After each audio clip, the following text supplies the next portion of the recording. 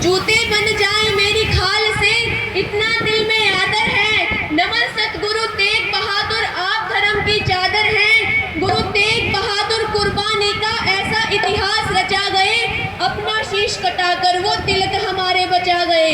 अपना शीश कटाकर वो तिलक हमारे बचा गए। सन 1621 में अप्रैल का महीना था। सन 1621 में अप्रैल का महीना था। अवतरित हुए वो सतगुरु जिन्हें मानवता को जीना था।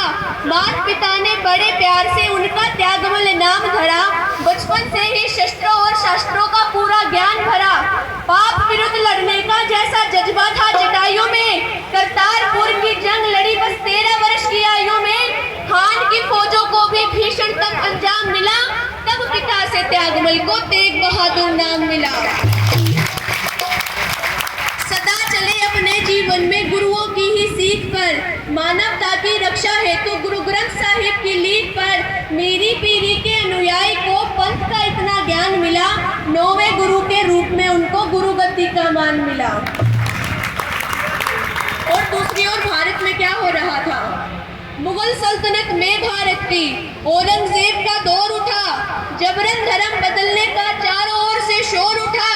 आदमखोर दरिंदे थे हर चौराहे हर चौक पर। दुधमुहे बच्चे रखे जाते थे उनकी भालों की नोक पर। तब कश्मीरी पंडित आए गुरु तेग बहादुर जी के पास।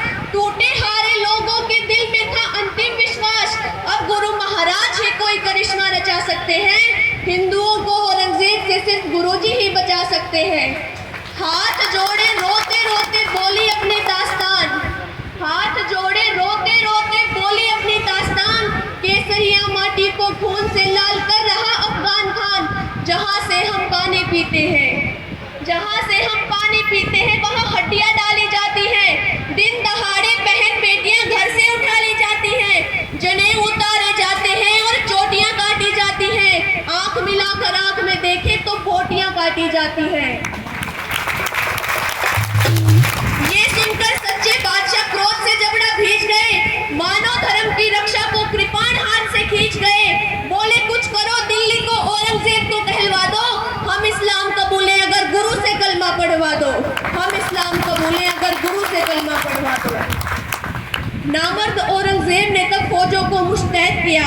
बीच डगर धोखे से उसने गुरुजी को कैद किया। धरती डोली अंबर कांपा, अब कुछ ऐसा होने वाला था। धर्म की रक्षा को सिंहों का टोला इतिहास रचने वाला था। और कैसा इतिहास? अब चलते हैं चांदनी चौक। भाई मती दास के धड़ के ऊपर जो जो आरा चलता गया, हिंदुओं के मन में ये विश्वास त्यों त्यों पलता गया। अब नहीं जरूरत डरने की आतंक और फरेब से। सिंहों का टोला करेगा रक्षा जालिम औरंगजेब से। भाई दयाले को जब चढ़ाया खोल देवबाले में, घंटियों की गूंज जुड़ गई कश्मीर के हर शिवालय में। घंटियों की गूंज जुड़ गई कश्मीर के हर शिवालय में। रुई लपेटे सतीदास जी, रुई लपेटे सतीदास जी जब जिंदा जलाए गए। पंडितों के तन पे जनेऊ फिर सजाए गए। और सदमे में बैठा औरंगजेब, सदमे में बैठा औरंगजेब बोला काजी अब्दुल वहाब से, अब आखिरी उम्मीद बची है सिख गुरु के जवाब से। इससे पहले यहाँ मौत का भयानक खेल शुरू हो, ये पैगाम पहुँचा दो उस 9वें सिख गुरु को। या तो घुटने टेक के अपने कलमा भी पढ़ ले वो, या तलवार की नोक पे मेरी गर्दन अपनी जड़ दे वो। या तलवार की नोक पे मेरी गर्दन अपनी जड़ दे वो।